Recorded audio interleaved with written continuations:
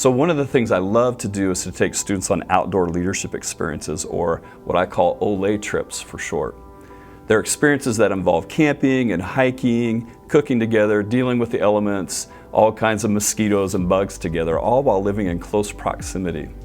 And they take people out of their familiar and present them with challenges and learning opportunities that have great things to speak to leadership. They're challenges that Alex affectionately calls moments of shared misery. One of the first trips I took students on was to the Mark Twain Forest in Missouri, where we camped out at a remote spot 50 miles from the nearest town, and we did service work for a friend of mine. We got in late that night and we struggled to set up camp as it was raining, and that gave us our first moment of shared misery together. I got up early the next morning and thought I'd get the food out of the van for us to start the day. So I went to the van, unlocked it, set the key on the front seat, and then shut the door to walk to the back to get food out. And when I was walking back, all of a sudden I heard a click.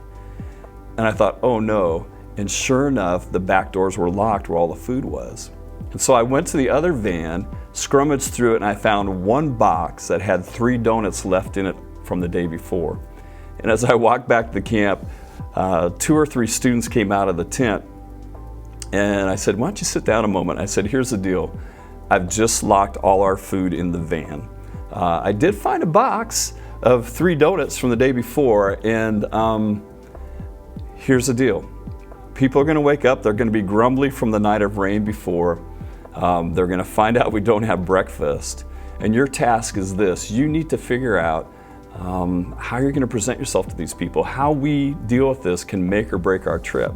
So I want you to think about how you're going to lead and engage these people together, and then figure out how to cook a gourmet meal of 3 donuts and set a tone for leadership for a week.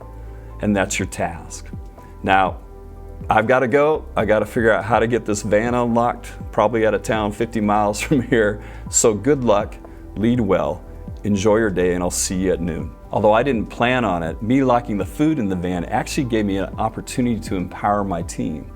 Instead of me being in charge and figuring everything out, I was able to engage them and say, collectively, you 3 figure it out and work this out with the rest of the team.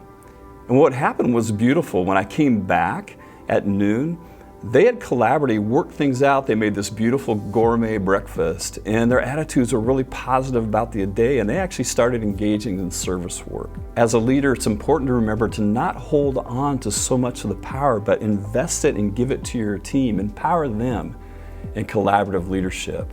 And the results you'll see will be great, and you have a team that's empowered and working together.